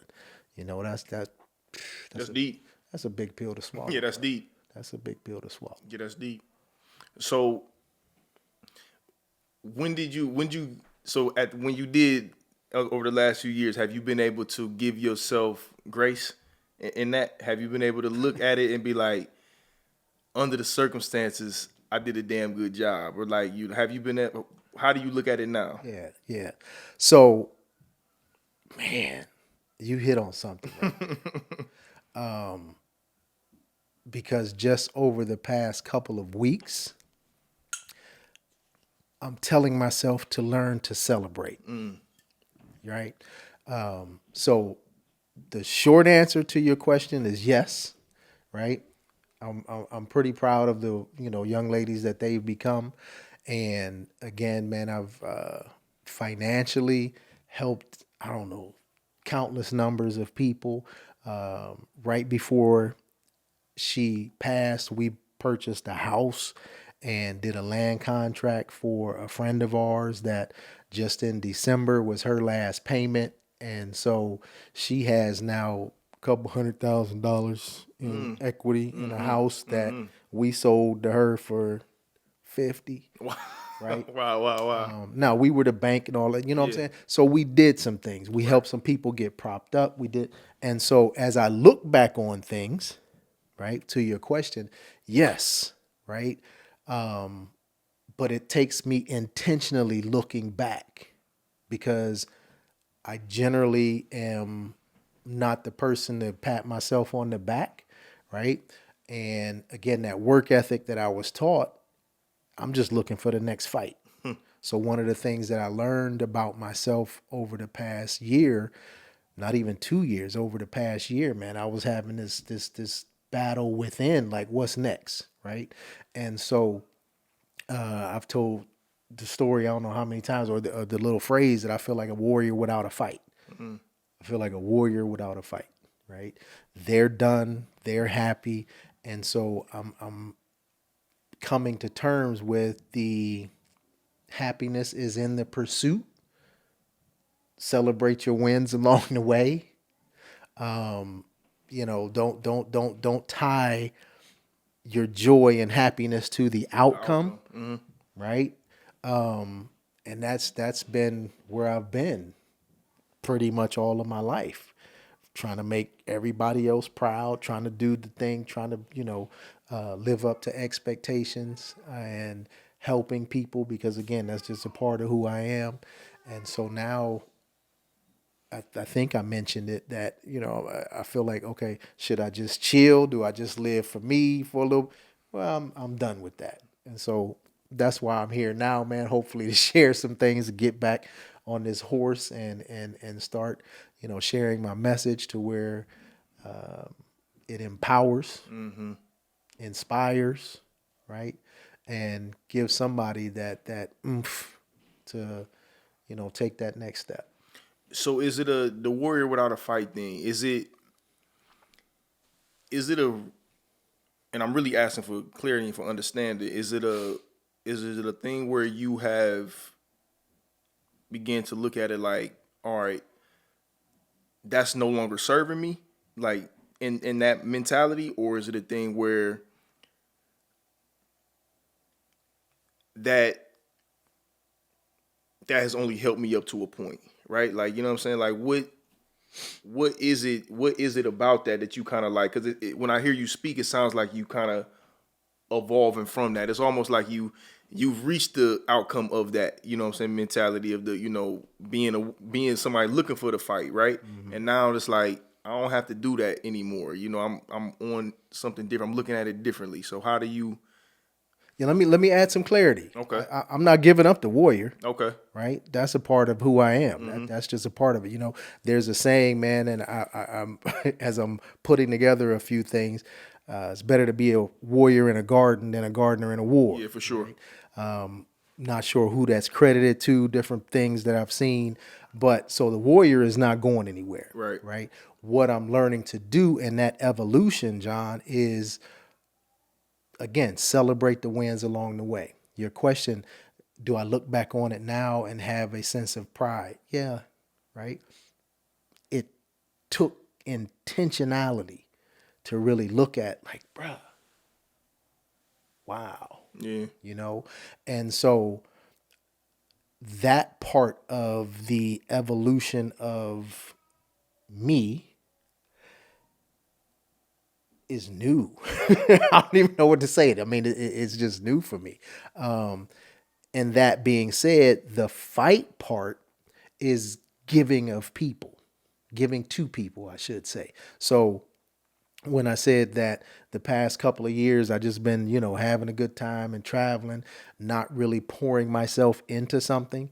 And so that's the fight part.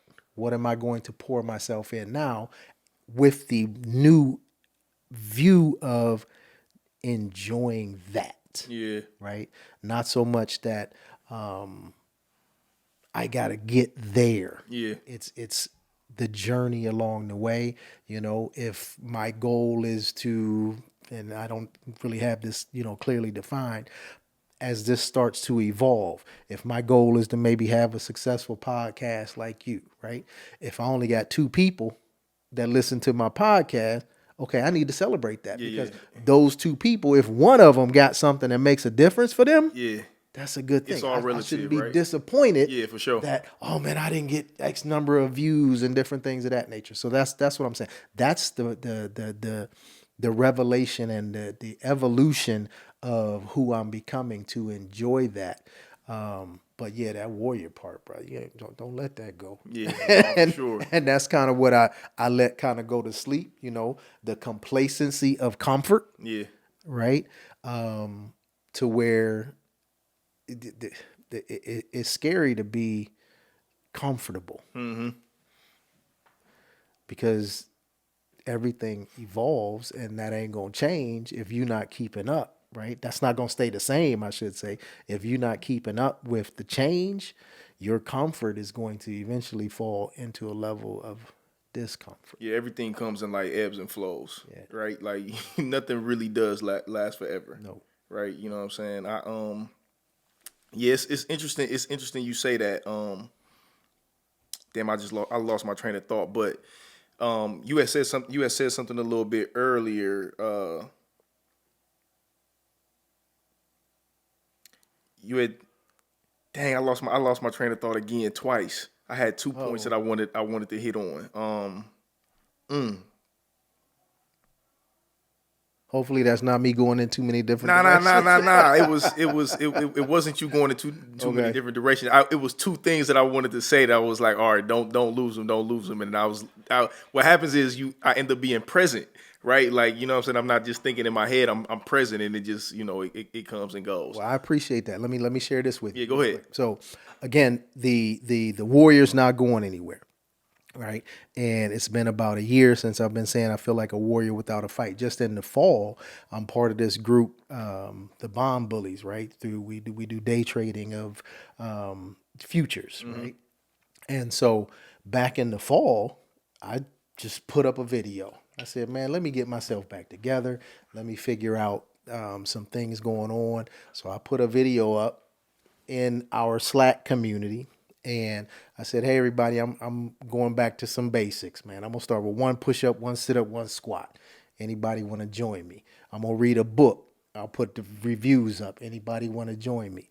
And, man, it just in the Slack portion of it, we got, 800 and some people, man. I got like 80 people. Dope. I got 80 people that said, yeah, that's in my little channel, right? And so I was doing the one push-up, one sit-up, one squat. The next day, 2 push-ups, 2 sit-ups, 2 squats. Next day, 3, and so forth. And inspiring people, right? And at first, I'm like, man, nobody's saying anything to my post. I was reading the books, and would read a section out of the book and then give my little analysis of what I think it would be. We started with, Miles Monroe? No. What book did we start with? Oh man, I'm losing my train of thought. But anyway, one of the books was Miles Monroe, The Power and Purpose of Vision, right? The other book was The Magic of Thinking Big, and I can't think, Prayer of Jabez. Prayer of Jabez was the first book that we started with.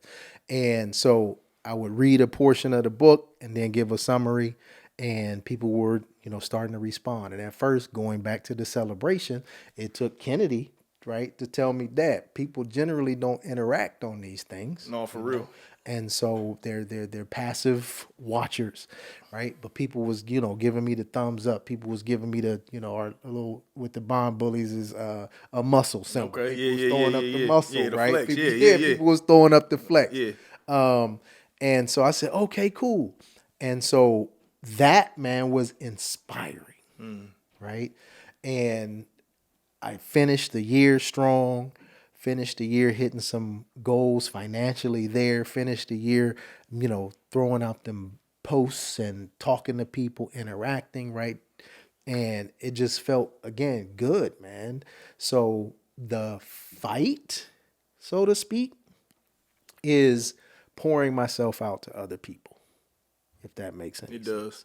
Right? So Oh, I remember my train of thought. So you were talking about the numbers portion, right, and not really kind of getting caught up in the outcome. I remember when I was on somebody had said something really poignant to me one time when I was actually a guest on their podcast, and what he said to me was, because I was talking to him about some of my earlier frustrations of starting a podcast of just like getting caught up in the analytics, right, and it can be discouraging. And I was like, man, I will be watching these other people's content and I will be getting salty, like, man, I know my stuff better than theirs. They got thousands of stuff. Here I am looking at mine. I got 22 views and I'm over here salty. And he was like, but isn't that interesting? And we were in the studio. And he was like, now, isn't that interesting? He said, because if 22 people was in this room right now, it would be packed. You know what I'm saying? He said, but here we are to see these numbers that, supposed to like tell this story or whatever. And we are discrediting our work because we want it to be something different. Yeah. Right. And that I never forget when he said that, because I'm like, that's very good, because everything is really relative, right? And it's, can't really get caught up in the comparison of it all. So that's very important about not getting caught up in the outcome. My other point, my other thing that I thought about too, is that you would say something that I know that I'm actively like, I wouldn't say I'm struggling with, but it's something that I am definitely actively dealing with, right? Which is being able to give myself credit and tell myself good job in the moments, right? In the journey, during the journey. Yes, sir. Right? Like I was talking to my therapist about it last week, and she was like, bruh, like you a little too hard on yourself. Like, you know what I'm saying? You gotta be able to, give yourself some credit or whatever. And I was like, well, I don't really know how to do that. And she kind of laughed a little bit. She was like, you can start by just telling yourself, good job. You know what I'm saying? It was really simplistic, but it was just like, I was like, damn, I guess I can just, I guess when I do something, that I think to be, all right, I guess I can stop myself like, all right, good job, John. You know what I'm saying? But why you think it's so hard for us to give ourselves credit in the moment? Man, I don't know about for you, but I know what I'm discovering or have discovered, right? Again, the work ethic. You heard that term Cinderfella, right? I don't know if my buddies was calling me that before the Dana Dane song or the Dana Dane song came out first. Okay. Right? No joke. Like I said, 3 sister cousins. I'm the only oldest boy. Dude, I had chores from sun up to sundown on the weekend. I couldn't do nothing. They'd just be picking with me, right? My grandmother, she was rough, man. Loving, right? but Grant was something else. Yeah, for sure. Right? And so that shaped and molded me, right? In addition to that, man, the experiences that you said you had that caused you to, shut down, same here, right? And so I put them blinders on, right? And it was just like, go for it. And that's all I knew how to do. So celebrating me, I mean, literally, man, I can only remember one birthday party as a kid. One. I don't know if I had more or not, but I remember one. Right. Right. And then the next birthday party that I do remember, my wife threw for me. Right. So the whole celebration of accomplishment, yeah, it's just something that, because I'm so closed off, because I'm so focused, it's something that I'm, again, having to grow into. It always goes back to childhood. Oh, bro, everything. It always goes back to childhood. Yeah, everything. That's why I'm so sensitive and intentional about, my children, especially while they babies, right? Especially why I got a 4-year-old and an almost 2-year-old. I'm really, really, really, really just very mindful of just like what they're exposed to, how I'm being present with them, how I shower them with love, like, what I'm saying, the type of affirmations and stuff that I give them, like, now. Build them up, bro. Building that foundation now, like that, like giving them to that early stuff now. So when they get older, the inner voice that they carry is not one of the negativity. It ain't dad being on their ass and like, hitting them judgmental and, telling them they should do this, doing that. I want it to be loving. You know what I'm saying? I want that inner voice to be positive. I want it to be affirming. Yeah, but it always goes back. I feel that, bro. It always goes back to childhood, man. I feel that. Always goes back to childhood, some way, somehow, man. Listen, man, I alluded to, speaking and different things of that nature earlier. That was years ago. I had a company called Advance the Ball, and we were doing some things. Man, I had a couple CDs, and I was planning on writing a book. And one of the things that I talk about on that CD that I've told people for, I don't know, countless number of times, is that when my daughter started playing violin when they were very, very young, and my mom sat at the kitchen table, almost in tears, right? And like I said, my mom was tough. Her and my grandmother, right? They were independent women, right? That they had to be right. That Yeah. I just wanted to please my mom. So my mom sat at the kitchen table, and I forget what song they played. It might have just been like, Itsy Bitsy Spider or something. And she said, "Man, I'm so proud of you. I wanted to play the violin when I was a kid." Wow. But my mom and dad couldn't afford it. Right? And so my company was called Advance the Ball. Man, that was it right there. Yeah, that was Advance the ball. You move yeah, it. That was you what advancing I mean? it. Yeah. And the giving yourself grace, giving yourself that pat on the back, understanding that failure is a part of the process. Right? So you pick yourself back up and you keep going. What a winner, man, is just a failure that didn't quit. Mm-hmm. You dig? So taking time and intentionally, as I said about living intentionally, give yourself some credit. Now, you can't lull in that because, like Right. I was just saying, over the past year or so, for me, man, that comfort of like, yo, I'm good. Can't get too high or too low. You can't get yeah. you can't, sit in that, man, and just be like, look at me. Right. But taking the time, man, and one of the things, the video that I put up just a couple of weeks ago, actually it might have been last week with our bully community, I asked everybody, I said, hey, man, take some time to be intentional, right? Go somewhere in a quiet place, man, close your eyes and just think about some of your accomplishments, right? Think about some of the things, man, that you've done that you're proud of. Write them things out. Right. Write them things out. That's part of the list. Right. Second part of the list, man, think about the times where you didn't think you were going to accomplish it, and yet somehow you did. Right? Those times where you climbed that hill, those times where you got over that hump, right? Write those things out. And then in those tough times, or in those times where you really want to feel like, yeah, I'm the man or I'm the woman, right? You have something, man, that is concrete. It's not just a wish, a hope, or a dream of what is next. You can be grateful for the blessings. You can be grateful for the tough times. You can be grateful for the things that you're here, right? Because again, part of the video that I put up, man, and I'll say now, if you can just take that breath, right? We winning, right? No, for real. We No, winning. For real. So if you can take that breath, then guess what? The game is not over. That's right. Right? That's right. The game is not over. So when you get hit, man, bob and weave and come up swinging. Right. Keep going. Yeah, that's true. Man, so you mentioned a couple of times throughout our conversation today about, working in finance, working in personal development, working in just like, the personal development and transformation space, right? And I know that's what you really looking to kind of like carry a lot of that into what you're doing today and like, kind of expand it, if you will. Right. Talk a little bit more about like, why that's important to you. Like, why the space of personal development is important to you. Talk about a little bit about what it is you are, getting ready to launch and like what you're looking to do. Like, just talk a little bit about that space and why that's important to you. Yeah. It's important, man, because historically, right? And I'm talking way back historically, the things that have been done to specifically African Americans, but people that have been disadvantaged economically as well. There's a number on.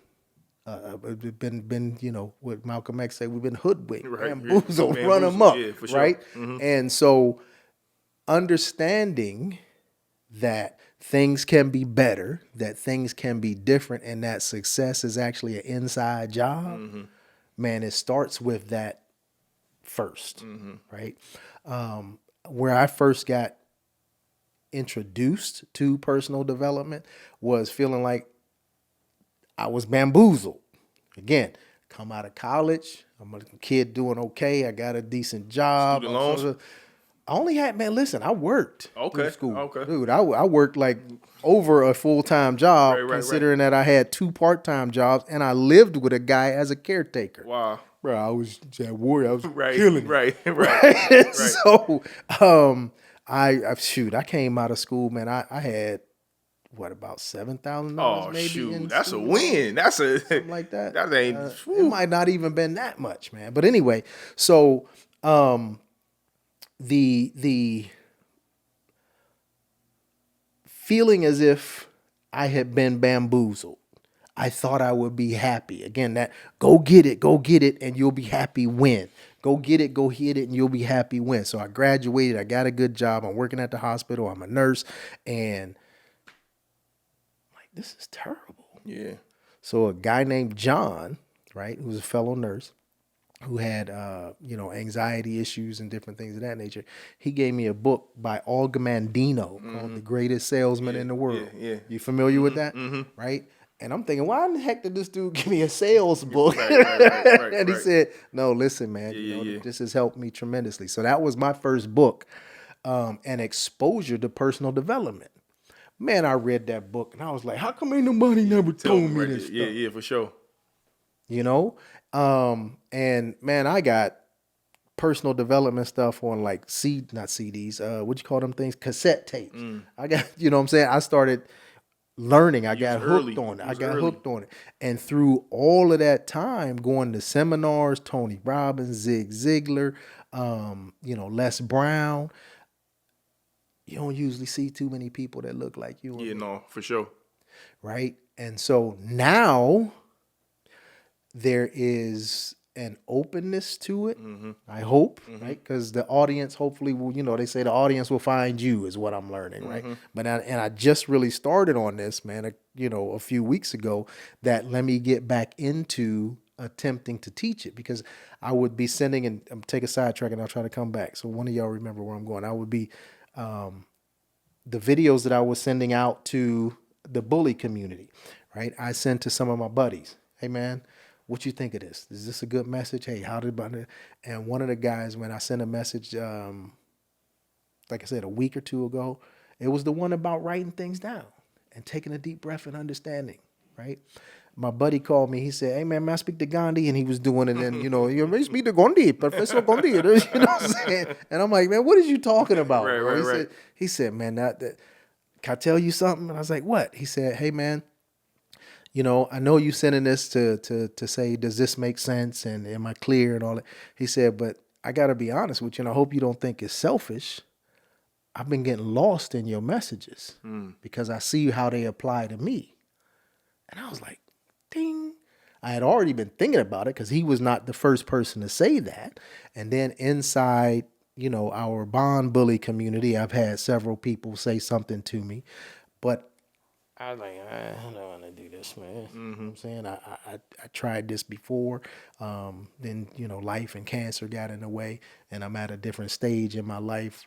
Again, the past couple of years, I've been a little selfish and just doing me, but it's just a part of who I am, right? And so the importance of opening people up to possibility, just asking your questions, of yourself, and asking one of the central questions of what if? Right? What's possible, right? Can I do this? For so long in our community specifically, right? We've been told that that's not for you. Don't read these books, right? My mom I told you a couple of sayings, my mom, but my mom used to always say, you better go to she didn't give me answers to questions. She'd tell me to go to the dictionary to find out what something meant. She told me to go to the library to find out what something meant, right? Because she said that if you want to keep something from us, Write it in a book. Put it in a book. Right? So when John gave me that book, it opened up my world, and it continued. And then when I hit a lull again financially and trying to become a dad and all that, I got more entrenched and deeper into it. And I said, oh man, this is something, right? And I haven't let it go. So personal development through people that are quote unquote not pastors and religion. Because again, historically, what do we do? Right. Oh, the Lord gonna help me. Yeah. We've heard of that story about, the person in the flood. You know what I'm saying? Oh, the Lord gonna help me. The swimmer, the boat, the helicopter and all that, right? Lord, what happened? Right. I tried to help you. You didn't help yourself. Right. But if we don't have the expectation, if we don't have the expectation, right? Because we feel like it's not for us, we're less likely to take that step. Yeah. So I just want to encourage people, man. My goal is to, I don't know what your algorithm looks like on social media. I just got social media recently and, opened up my thing off of private. I get a lot of, you can be a millionaire next week, buy this house, buy this 30-cent product and you can sell it for $30. And bruh, most people just want to be happy, healthy, reasonably prosperous. Right? Just let me live. Let me be me. I don't want to struggle. I don't want to, you know what I'm saying? And so I think the masses of people that are in the middle that I'd like to touch, and I need to, hone in on that, are people like me, right?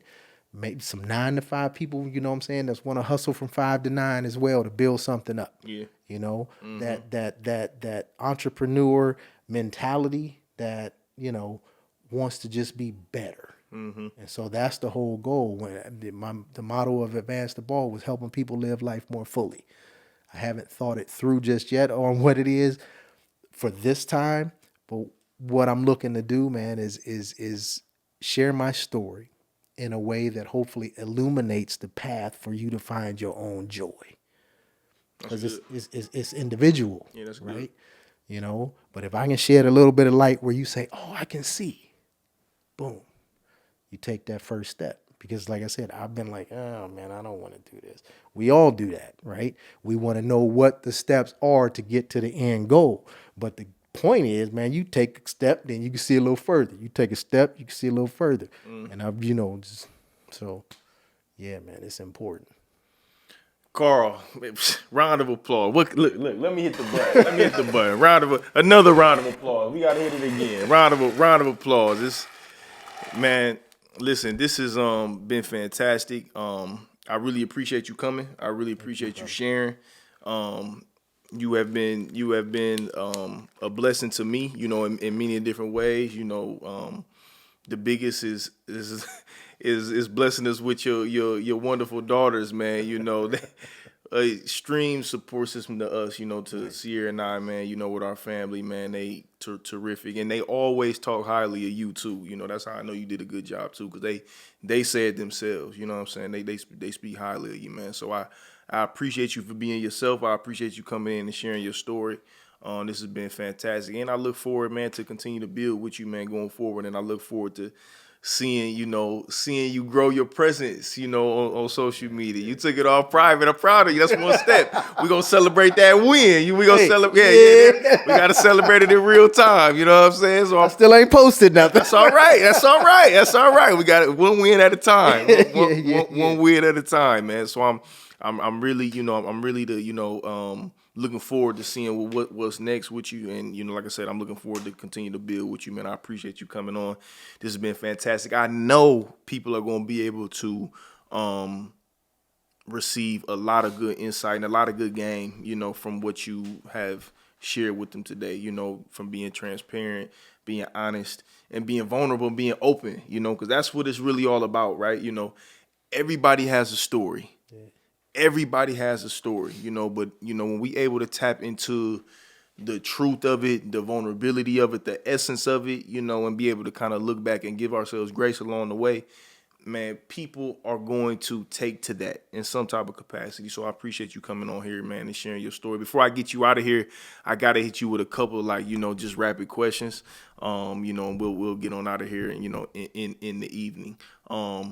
First question, the name of the podcast is called Live Your Purpose. What is your purpose, and how is that connected to what you're doing today? Whew, man, listen, that's it, man. To help to illuminate the path so people can find their own joy, right? To open people up to the idea of possibility. My shirt, man, like I said, I've been kind of fighting away from this for a minute, right? But I had a friend of mine's wife print these shirts. Oh, that's you. I like that. Finish as possible. Okay, I like that. I like that. And that's another step. That's another step you done took in the merch. Okay, yeah. We got to clap that up too. That's good, man. That's good. Yeah. We don't even think so. So that's it right now, man. To just hopefully turn on the lights for people, no matter where you are. You don't have to be struggling, right? The growth mindset says what? To continue to evolve. Yeah. Right. So. What is the greatest advice you ever received? Don't quit. What's the worst advice you ever received? Don't quit. Let me expand on that. Right? I was about to slide right past. Wait a minute. Hold up. Time out. There's strategic retreat. Okay. We talked about being so tough. Yeah, for sure. Right? Sometimes you got to peel back, man, reevaluate. Yeah, sometimes it's cool to walk away. Yeah, for sure. And I've had my when we can talk about it if I get to come back again. I've had my times when I should have walked away and didn't. Yeah. That's good. What if you had to give the world one practice that they had to be able to apply every day, what would it be? To live intentionally, right? Live consciously, man. Don't just bumble through life, really pay attention, set intention, right? And hopefully your intention is based on inspiration. Because again, I'll use myself, man. The past year or so, I've been like, but now I'm inspired. So my intention is to shed that light to illuminate those paths. Dope. So yeah, live consciously. You've mentioned a couple of times throughout, the importance of just like, literature and how books have been able to pour into you. Give us 3 books that you recommend. Just 3. Give us 3 of your tops. Oh man, that's like, which is my favorite kid. Hey, well, you only got 2, so that ain't bad. You know what I'm saying? That's like, which is my favorite kid. Proverbs, right? From the Holy Scripture. Okay. Right. I read that, man, and have been reading that since Lord knows how long, right? Every month of the year that has 31 days, there are 31 chapters in the book of Proverbs. So that's just practical wisdom right there. Oh, man, my second book. Good Lord. Man, there's so many good books, John. I'll say something in regards to finances, man. The Richest Man in Babylon. Mm-hmm. That's a good one. There's a funny story behind that in regards to somebody that gave me that book as a college graduation gift. And I was like, man, I don't want no book. Where the money at, man? Where the money at? Is the money inside of here? Is the money in there? Right. But that set the stage. And from a personal development, oh, man. There's so many, so I'll just start with the first one that opened my eyes, and that's The Greatest Salesman in the World by Og Mandino. That's a good one. That's a good one. Right? Yeah, that's a really, really, really good one. You hit me with the books.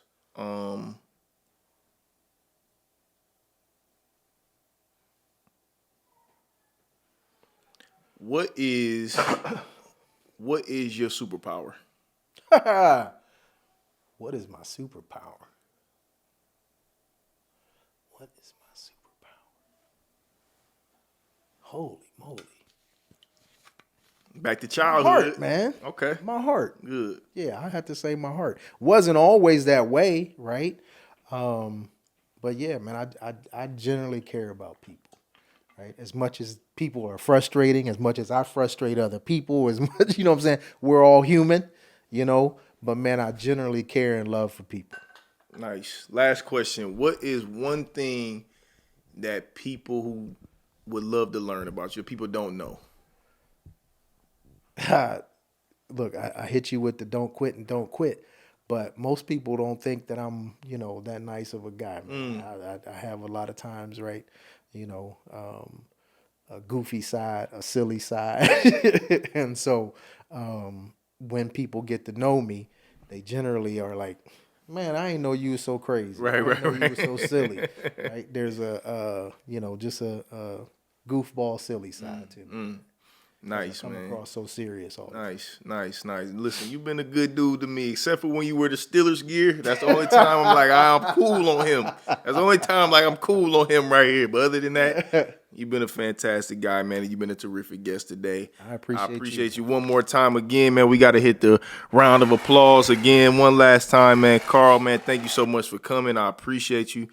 I think my kids been messing with my board because that clap is not supposed to clap like that, man. So let me put my stuff up as soon as we get done, man. Thanks again. For those of y'all who do not know, make sure you subscribe to the YouTube page. You can find this everywhere that you can find podcasts, Spotify, Apple Podcasts. But become a subscriber today, man. Go ahead and subscribe to the podcast, man, as we trying to continue to grow our page and our following. Again, man, Karl, man, this has been fantastic. Thank you so much. Another episode, LYP. Peace.